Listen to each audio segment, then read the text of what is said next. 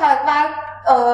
cho mỗi năm càng thi connector server nhé đại miền mua thà MongoDB Compass chắc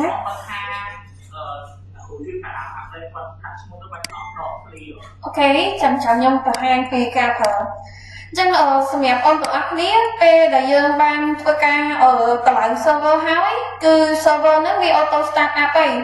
bên đây tham bản trăm bạch tờ bạch xử lý viên đô tiền để bắt tay nông lệ tham bên bên on check connect xử lý nhái sẽ tạo viên load error cần được chân bên mình gồm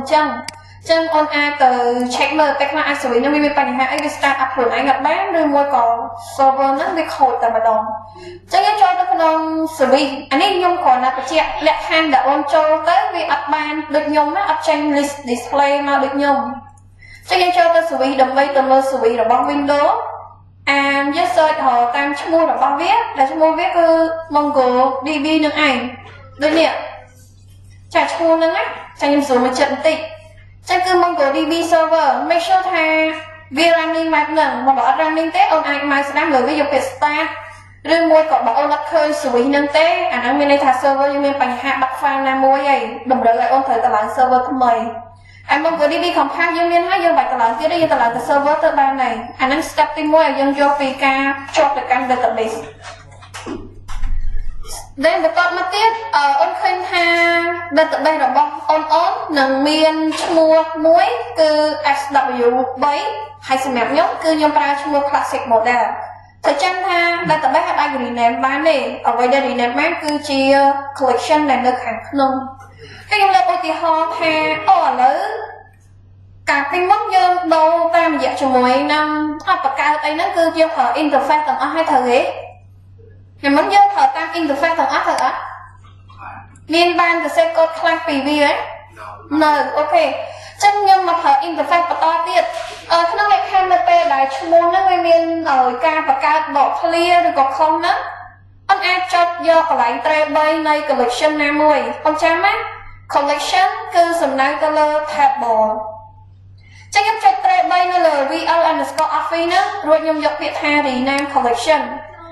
cho nên cứ dương thở interface tam chi UI đọc bây giờ plug đôi chung mua nhưng con ai đặt plug đôi chung mua ở ban trong trời bên mắt đặt chung mua ai để dương trong bán chung mua so lục spec trao rồi có bạn nào hay dương cho chỉ mới năng process to rename chả lại ní với còn là chia ca confirm thêm nó ca rename đó sam query đại dương vô của xe ở khoa trường mới nên collection nó vi ai nè bắt bóng chân nhung con tài cho vô yes đồng bài confirm thay ok dương approve trường một năng lực hành nè rồi đó đấy mua nó là lấy về ban đầu hay mua rồi bắt đây từ ban dương mua rồi bắt collection dương cứ chăm thay ông từ xe sau tôi ở sau thông từ xe tam nâng á phụ ông chiều áo cứ vi chia một hệ sensitive case chia code đại và căn là so thông tôi vô lấy nè anh ấy cứ chia vậy để dương thở tam chia dụ ai chẳng nhẹ là miền tây nhà hai chỉ mới nó múa xong thôi ca sợi ở xa tại ban trong trời ở hai tết làm bay một tay cờ xe code Mongo ông chiều áo chỉ mới nhâm mà đông tiệt đồ hói hiện nay miền database xong ta tự import ở hói hay make sure ha database đọc bao ơn collection tiền còn vậy đọc bao ơn cứ miền tên này đôi khía chia default đá tại dương man export pi mà actual cha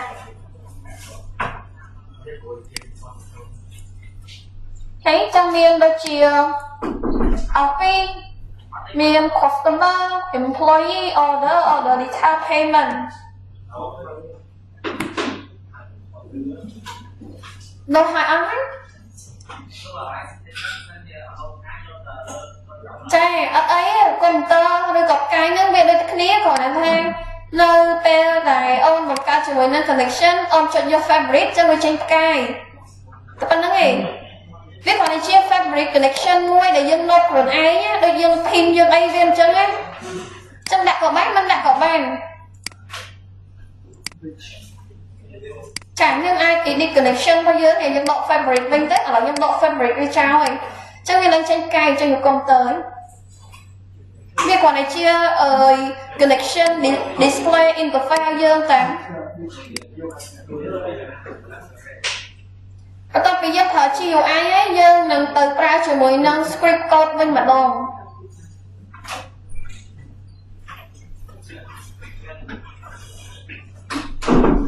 ហើយវគ្គ script code ហ្នឹងឯងគឺជាវគ្គដែលអ្នកទាំងអស់គ្នាត្រូវ check ការងារហ្នឹងលេងប្រើ interface លើកនេះយើងទៅ check code វិញអូខេចឹងសូម make sure ថាម៉ាស៊ីនអូនឥឡូវកំពុងតែមាន database name and collection name and data ក្នុង collection ហ្នឹងត្រឹមត្រូវតាមការកំណត់របស់ខ្ញុំចឹងលក្ខខណ្ឌដែលខ្ញុំកំណត់នោះគឺឈ្មោះខាងមុខនៃ collection អូនទាំង8គឺត្រូវមានឈ្មោះអូនសម្គាល់នៅខាងមុខ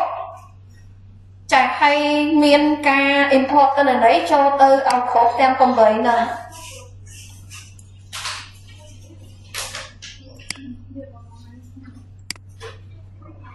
connection បាច់បង្កើតច្រើនទេបង្កើតតែមួយទៅអូខេហើយ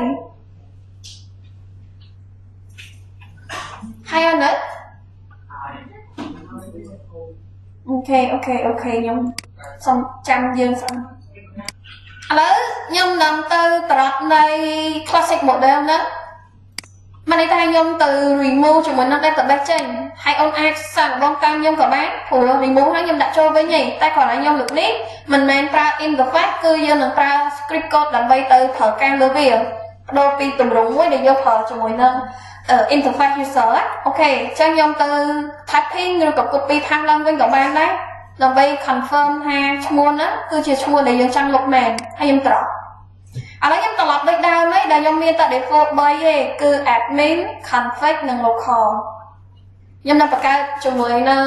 classic model ថ្មីទី1គឺខ្ញុំត្រូវបើកកម្មវិធីដើម្បីទៅសរសេរ script code សិនអញ្ចឹងកម្មវិធីដែលយើងត្រូវសរសេរនោះគឺអនឃើញនៅក្នុងកន្លែង connection name របស់យើងមានសញ្ញា refresh create new ចា new នេះគឺ new database ហើយនឹង open ជាមួយនឹង application មួយទៀតឈ្មោះថា MongoDB Cell MongoDB Cell ហ្នឹងគឺយើងប្រើសម្រាប់ធ្វើការ connect ទៅកាន់ server database MongoDB ដូចគ្នាប៉ុន្តែអត់ប្រើ interface ទេគឺប្រើ script code បញ្ជាចូលចិត្តនៅលើកម្មវិធីហ្នឹងមកវាចេញផ្ទាំងមួយលក្ខណៈវាដូចជាមួយនឹងយើងចូលទៅក្នុង command prompt ដែរតើនេះចាតែគាត់ថាឥឡូវនេះយើងបញ្ជា script ហើយអូនឃើញចាប់ដើម start up ដំបូងគេអូននឹងឃើញពាក្យ test ដូចខ្ញុំអញ្ចឹងអាហ្នឹងមានន័យថាវាគឺជា sample database មួយឈ្មោះថា test ដែលបើសិនជាយើងកំពុងតែប្រើ script code នៅលើហ្នឹងវានឹងបង្កើត database ឈ្មោះ test ហ្នឹងឲ្យយើងស្វែងរកឥឡូវឧទាហរណ៍តើខ្ញុំមាន database SW3 អត់មានទេតើហ៎ចាអញ្ចឹងអត់មាន database SW3 ទេខ្ញុំទៅ use SW3 use ដូចគ្នាមួយហើយយើងចាំ use ការចាស់គឺពេលដែលយើងបង្កើត database ថ្មីយើង use ដើម្បីទៅឈរ default នៅលើវាថាទេតែនៅក្នុង MongoDB នៅពេលដែលវាអត់មានគឺវានឹងទៅបង្កើតឲ្យមានឈ្មោះថា SW3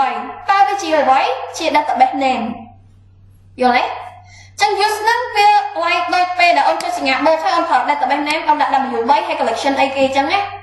តើនៅអញ្ចឹងឥឡូវនេះយើងកំពុងតែទៅបង្កើត database SW3 របស់យើងម្ដងទៀតសរសៃខ្ញុំអត់មានអញ្ចឹងខ្ញុំបង្កើតតែសួរថាចុះព្រោះបើសិនជាខ្ញុំមានតែខ្ញុំយកឲ្យបង្កើតថែមអត់ចម្លើយគឺអត់ទេវាគ្រាន់តែទៅឈរនៅក្នុង database ហ្នឹងលុះត្រាតែអញ្ចឹង database អូនបង្កើតអក្សរធំស្រាប់តែអូនទៅ use ហើយអូនប្រើអក្សរតូចអូនដាក់ SW3 ដែរតែអក្សរតូចអញ្ចឹងពីរហ្នឹងផ្សេងគ្នាមួយ database ឈ្មោះអក្សរ SW អក្សរតូចមួយ SW អក្សរធំចេញជា database ពីរមកយល់ទេចាអញ្ចឹងអក្សរធំអក្សរតូចវាគិតថាពីរផ្សេងគ្នាថាតើបងណាបន្ទាប់មកខ្ញុំនឹងបង្កើត collection customer employee ណាគឺខ្ញុំប្រើ script code ដាក់ DB ហ្នឹងគឺពាក្យថា database ពាក្យកាត់ថត database dot create collection បើកបញ្ចក់បើក double quote ហើយអូនទៅសេជាមួយនឹងឈ្មោះនៃ collection របស់អូនដែលអូនចង់បង្កើតឧទាហរណ៍ VR_customer ចឹងណាចាអញ្ចឹង VR_customer ឧទាហរណ៍ថាអូឥឡូវខ្ញុំទៅសេដក clear បានអត់ដូចគ្នាដូចអ្នកទាំងអស់គ្នាបង្កើតក្នុងនឹងអូនទៅសេដក clear អញ្ចឹងពេលហ្នឹង នឹងមាន database ឈ្មោះថា SW3 ហើយក្នុងហ្នឹងគឺមាន customer មួយនៅក្នុងហ្នឹងហើយអញ្ចឹងខ្ញុំធ្វើអញ្ចឹងដូចគ្នាខ្ញុំដាក់ថា VL_employee ហើយ enter វាមកអូខេហ្នឹងមកថា script យើងគឺដំណើរការហើយអញ្ចឹងឥឡូវខ្ញុំមកធ្វើការ refresh មួយតើខ្ញុំមានបង្កើតអត់ refresh មកខ្ញុំឃើញថាឥឡូវចេញ SW3 ហើយមានឈ្មោះនឹងដែរដែលយើងប្រើ interface បជាអញ្ចឹងដូចកាលថ្ងៃសៅរ៍ណាតោះនេះហើយកន្លែងបើចង់ដូរឈ្មោះថាឥឡូវខ្ញុំទៅសេឈ្មោះឲ្យខ្ញុំខុសហើយខ្ញុំអត់ប្រើអាចុចត្រេ3 rename ទេតែខ្ញុំទៅសេ QR code មិនដើម្បីទៅដូរឈ្មោះ DB ចាមានឈ្មោះជាអីគេអញ្ចឹងខ្ញុំប្រើជាមួយនឹងសញ្ញា square bracket មួយបើកdouble quote ហើយខ្ញុំដាក់ឈ្មោះចាស់ចាំណាអក្សរធំអក្សរតូចត្រូវតែដូចគ្នា 100% អញ្ចឹងខ្ញុំ VL ធំដក clear customer ចាហើយខ្ញុំប្រើជាមួយនឹង dot rename collection បើកមកចោហើយឈ្មោះថ្មីចាខ្ញុំប្រើជាមួយនឹងឈ្មោះដាក់ថា VL_customer yes sorry ចឹងខ្ញុំប្រើជាមួយនឹងឈ្មោះដក clear មិញហ្នឹងខ្ញុំដូរឲ្យទៅជាសញ្ញា underscore វិញហើយឥឡូវខ្ញុំ check មើលមើលដើម្បីធ្វើការ check មើលថាតើក្នុង SW3 ឥឡូវហ្នឹងមាន collection name អីគេខ្លះឬក៏ table ឈ្មោះអីគេខ្លះ so collection ចូលឃើញមានអីគេខ្លះ VL.employee and VL_customer គេឈ្មោះដូរហ៎បាទអញ្ចឹងរបៀបទី1 statement ថ្មី use គឺប្រើដើម្បីដូរទីតាំងទៅឈរនៅលើ database ណាមួយឬក៏នៃទៅបង្កើត new ក្នុងករណីដែលមិនទាន់មានតើ db.create collection បើកចោឈ្មោះនៃ collection name ដែលយើងចង់បង្កើតនៅក្នុង db sw3 ហ្នឹងតែបង្កើត collection plain ឈ្មោះអីគេ collection គឺយើងអាចបង្កើតដោយមិនចាំបាច់ទាមទារថាក្នុងហ្នឹងមានកលឹមអីមានតែកថាអីទេបង្កើត collection ចោលសិនបានហើយឲ្យរឿង fill ក្នុងហ្នឹងរឿងទិន្នន័យនៅក្នុងហ្នឹងចាំដាក់តាមក្រោយតោះនេះមួយទៀតគឺ db rename collection ហ្នឹងគឺប្រើដើម្បីទៅបដូរឈ្មោះនៃ collection ពីឈ្មោះណាទៅឈ្មោះណាមើលតើណាមើលតើណាខ្ញុំបដូរពីការដែលយើងពីមុនយើងប្រើ interface ទៅ click យកវាយដូរឈ្មោះ click យកហ្នឹងឥឡូវមកជាការសរសេរកូដវិញតើណានេះ SW3 បង្កើតគេដាក់ថាម៉េច already on ចឹងមានន័យថាបង្កើតទៀតអត់អត់ទេតែទៅណាហើយទៅក្នុងហ្នឹងហើយយល់នៅអូខេចឹងយើងទៅបន្តមកទៀតយើងទៅសូមើល so collection so ហ្នឹងដើម្បីធ្វើអី check មើលថាតើក្នុង SW3 ដែលយើងកំពុងតែ use នេះឥឡូវហ្នឹងកំពុងមាន collection នៃគេខ្លះយល់ចាការដូរឈ្មោះចាត្រឹមត្រូវគឺគេឡើងប្រើពាក្យ table ហើយគឺគេប្រើពាក្យថា collection ពាក្យបច្ចេកទេសថ្មីគឺឡើងយកពាក្យថា so table ហើយ so collection តែ collection ហ្នឹងបើយើងនិយាយទៅគឺវា compare ស្មើនឹងពាក្យថា table យល់ចាចឹងយើងសូមថាយើងមានអីគេខ្លះឥ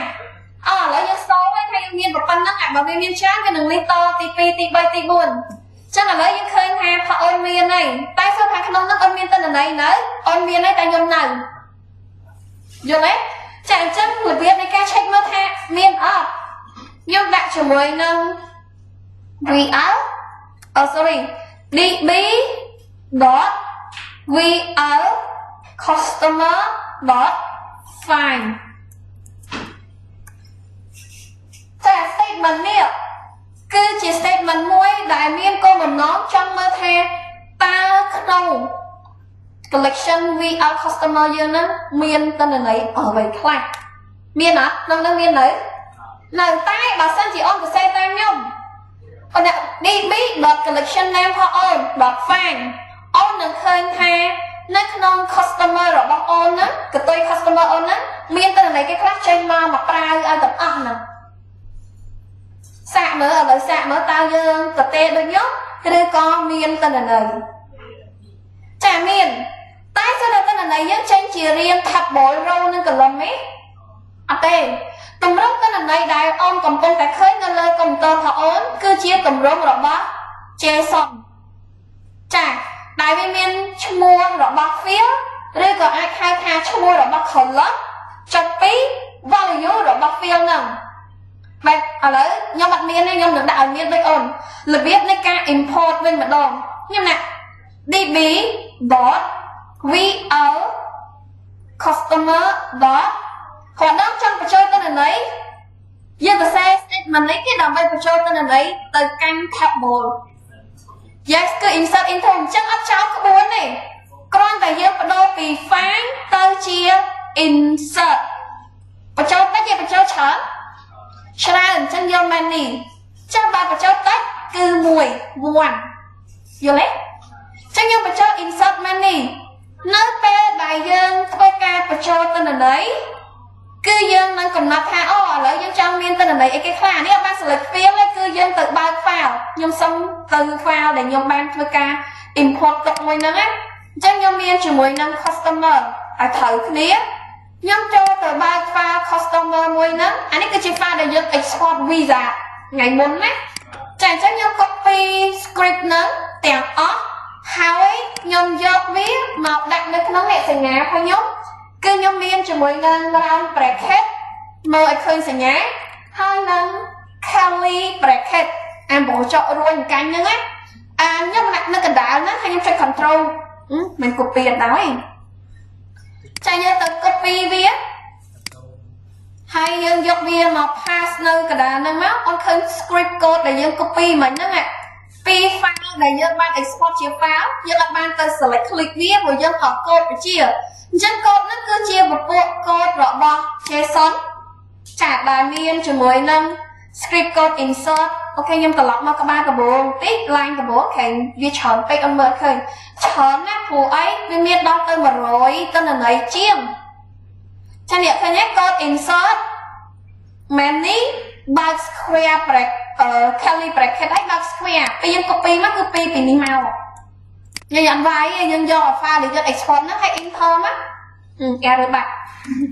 ពេលយើងធ្វើតិចសិន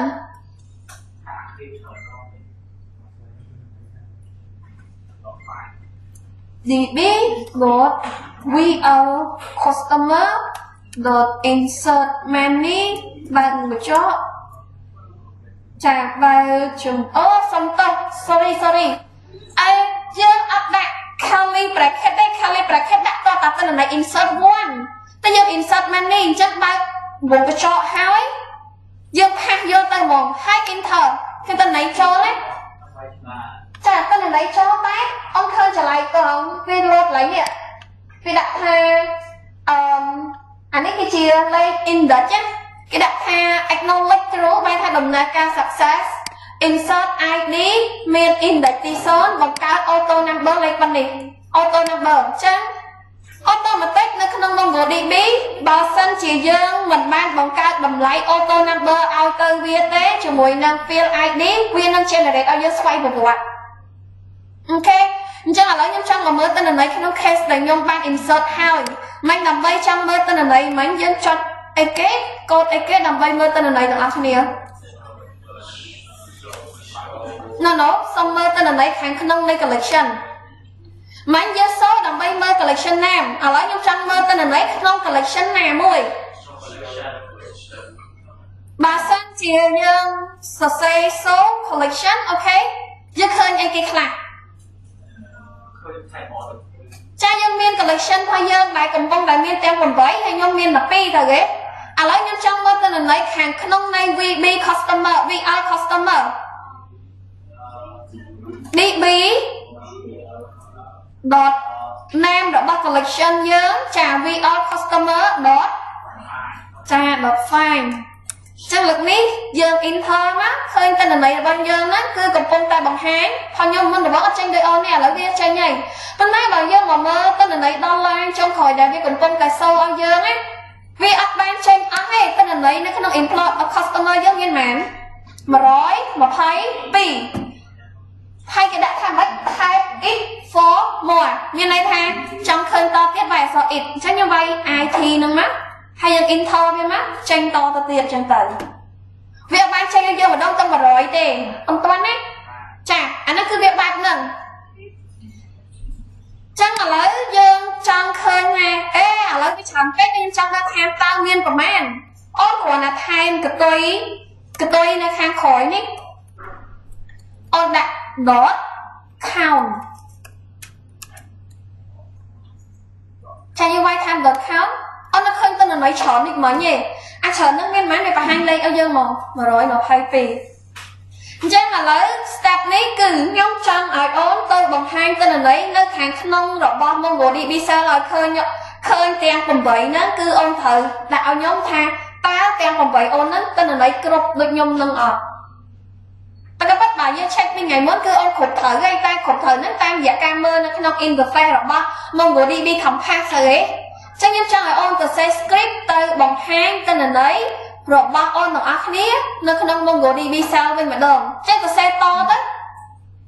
មើល customer ហើយសូថា employee អស់ពី employee ទៅ order detail office រហូតឲ្យគ្រប់ទាំង8អញ្ចឹងអូននឹងឃើញមាន8 line 8លទ្ធផលចាស់តាទៅសេទាំងអស់គ្នាសូឲ្យគ្រប់ណាដូចជា122 employee មាន23 customer 122ហ្នឹង office មាន7pay order detail 2996ចាសូមឲ្យចេញមានទាំង8ហ្នឹងឲ្យខ្ញុំឥឡូវ test statement ទាំង8ឲ្យយើងចេះធ្វើការរាប់ count ទៅនៅ document របស់យើងសិនអូខេឥឡូវបន្ទាប់មកទៀតយើងចង់ធ្វើការកំណត់តនន័យដែលយើងចង់ឃើញដូចខ្ញុំដាក់មិញខ្ញុំដាក់ db dot vl ខ្ញុំមានរបៀបនៃការសរសេរពីរខ្ញុំបញ្ជាក់ម្ដងទៀតនៅពេលដែលយើងសរសេរបែបនេះគឺមានន័យថាឈ្មោះរបស់អូនហ្នឹងគឺមិនមានការដកឃ្លាទេតែបើមានដកឃ្លាគឺ db បើកបញ្ចក់ហើយយើងដាក់ឈ្មោះចេះដកឃ្លាក៏បានមិនដកឃ្លាក៏បានដើរដូចគ្នាតែបញ្ជា string ណាYes or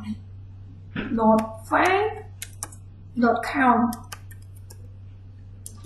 ពីនឹងតែមួយទេអូនសរសេរមួយណាក៏បានដែរគ្រាន់តែសរសេរតម្រងលើនេះបើសិនជាវាមិនដកឃ្លានឹងអូខេហើយតែសរសេរខាងក្រោមនេះបើសិនជា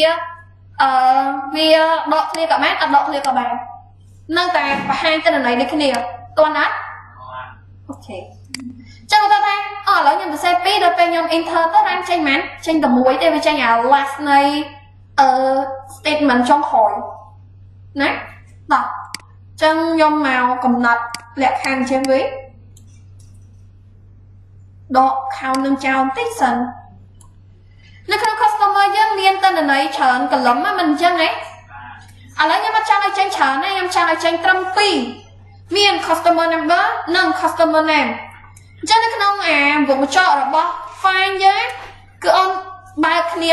បិទមួយហើយបើកគ្នាបិទមួយទៀតមាន2 attribute នៅក្នុង file attribute ទី1របស់ file គឺកំណត់លក្ខខណ្ឌវាឲ្យតើណា attribute ទី2របស់ file គឺកំណត់ column ដែលយើងចង់បង្ហាញបើយើងនិយាយពី MongoDB គឺគេអត់និយាយពាក្យ column ទេគេនិយាយពាក្យថា field ណាចា field គឺយើងកំណត់យកជាមួយនឹងឈ្មោះរបស់ column អញ្ចឹងអាទី1ខ្ញុំសុំទៅទេបើទៅទេមានន័យថាម៉េចមានថាអត់មានលក្ខខណ្ឌទេគឺយកទាំងអស់ប៉ុន្តែ field ដែលខ្ញុំចង់ឃើញដូចជា customer number បើចង់ឲ្យវាបង្ហាញសុំវាយលេខ1ចុចទី1មិនឲ្យវាស្មើ1ឲ្យវាចេញលេខ1ណាគឺឲ្យវាពិតក្នុងការបង្ហាញបន្តមកទៀតខ្ញុំនឹងកំ កំណត់ជាមួយនឹង customer name ចឹងបង្ហាញដែរមួយតែមួយទៀតខ្ញុំបន្ថែមជាមួយនឹងទិន្នន័យមួយទៀតគឺខ្ញុំដាក់គ្រប់ខ្ញុំដាក់ចោលឯងនៅក្នុង customer យើងមានឈ្មោះគ្រប់ទេមានកលំឈ្មោះគ្រប់អត់មានទេតើគេស្អីខ្ញុំសុំដាក់ចោលខ្ញុំដាក់ SW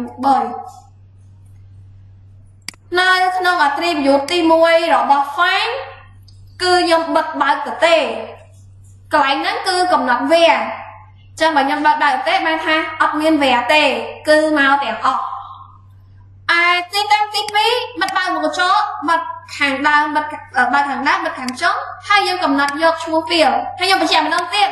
បើអូនឃើញខ្ញុំចូលបន្ទាត់ចឹងស្រាប់តែអូនចូលបន្ទាត់ទុក error ហើយអូនចុច shift enter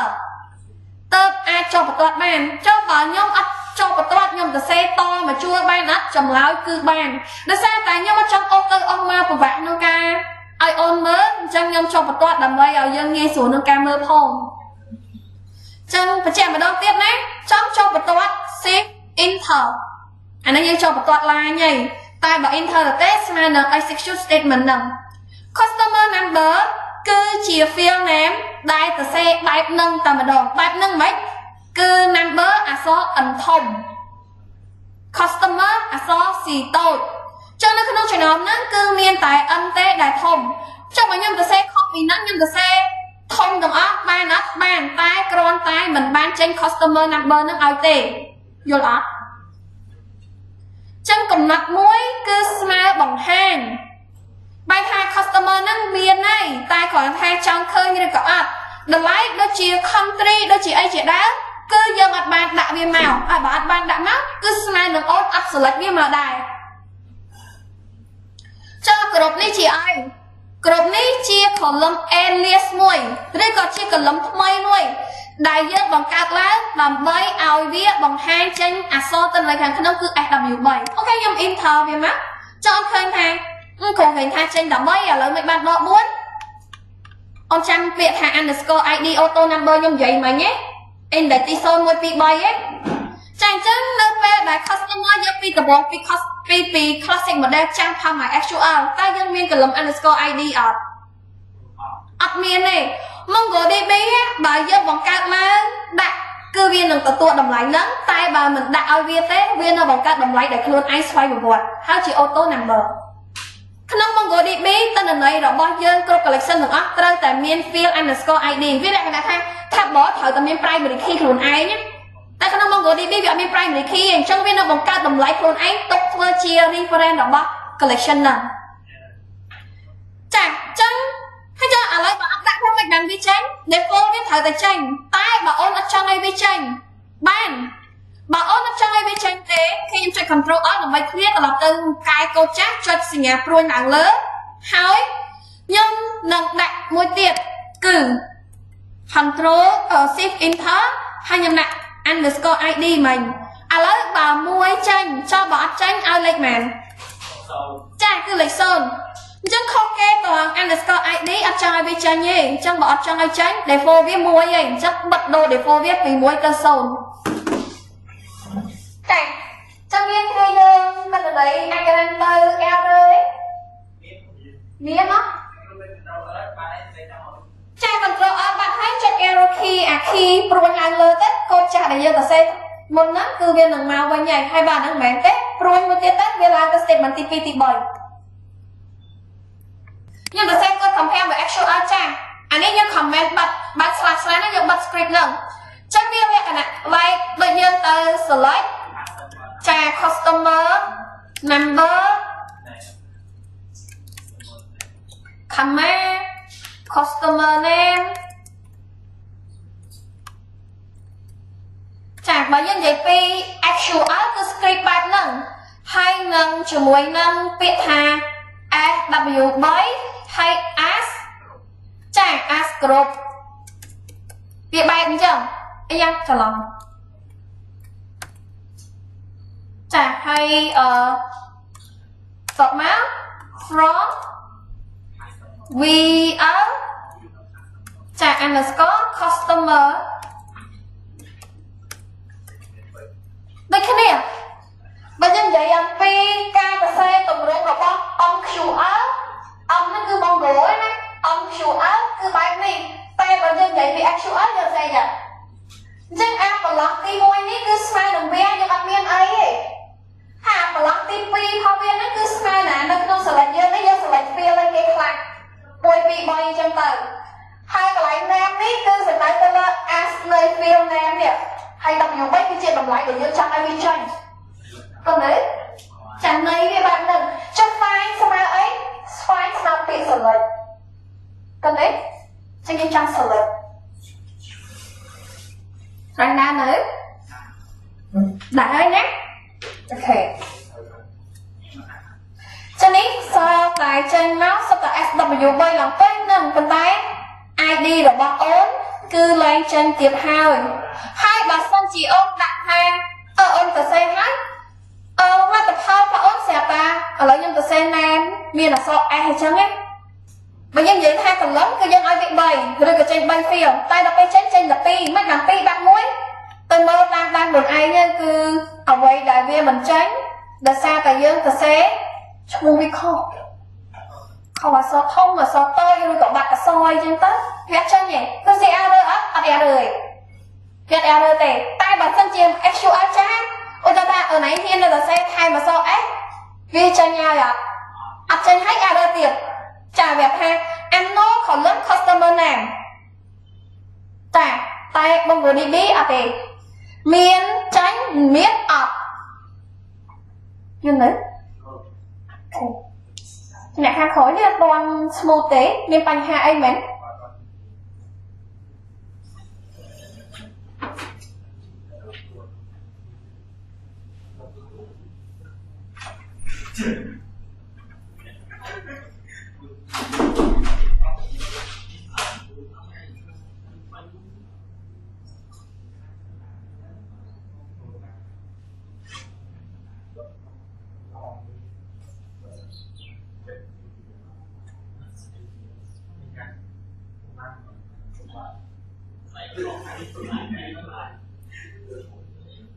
à lấy dương dọc tên là lấy rồi bác classic mà đeo dương mà hào lấy dương tên bạc cao tên là lấy của luôn ai bạc cao collection thay của luôn ai và cho tên là lấy thay của luôn ai hết và hai tên là lấy của luôn ai tiệt ok ta nhưng bạc cao cho người nâng bb dot student nâng phải nhớ miền collection cho student á dot insert many xem mà nó miền này thầm mấy cô cho tên là lấy bàn tràn tại sao ta miền collection nâng nở mà actual bà xem chỉ collect bà thả bỏ con miền tại insert cho này ok ai mong go đi đi bỏ admin và cả đại miền đây rồi chẳng dương tay bằng ca chuối nâng collection muối chua thả student tầng ác nếp trả của ca student đọc má dân ba square bracket đồng bay từ chạp đàn cầm nát tên này thơm mấy và ca tên này ở bàn pram tên này ở nhồng chạp bạc hai pram tên này về bài vậy dân ba curly bracket thôi dân đó cứ miễn thèm sầm nông mùi curly bracket cứ slide là mùi tên này có hai tham mùi rồi toàn ấy chàng chân TP cứ rồi TP TP cứ rồi TP on thử của cho tên này và cả tên này sẽ bạn đi mất luôn ấy chàng cho mỗi năng tên này sẽ bạn đi mất lắm mà ta dùng nhân tên này khác nông nâng TP underscore ID chất phí ST son mùi chẳng là cái nó đi là cái student ID chứ nè ok cột máu nhầm nè st underscore nè học mua ấy mua đặt luôn ai thơ mấy là ban mua tên là lấy thèm nè ao dùng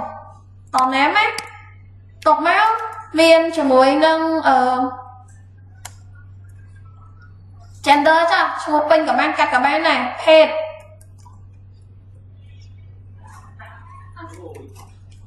là cái đã là ban thèm Chẳng miền cho mùi nâng ST02, ST03, ST04 là họ đọc ST05. Chẳng miền cho mùi miền phép miền cho mùi nâng DOB cho.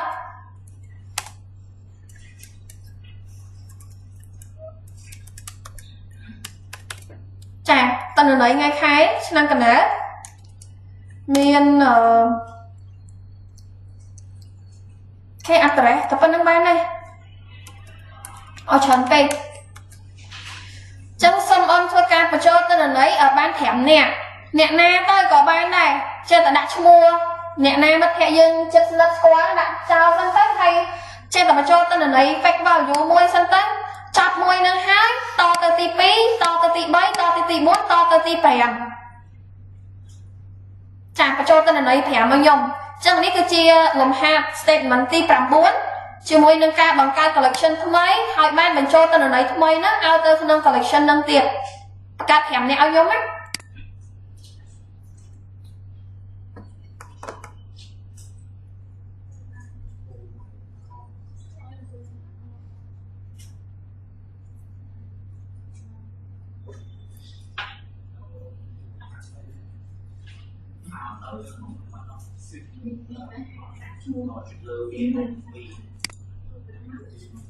Trả hai trong gói kết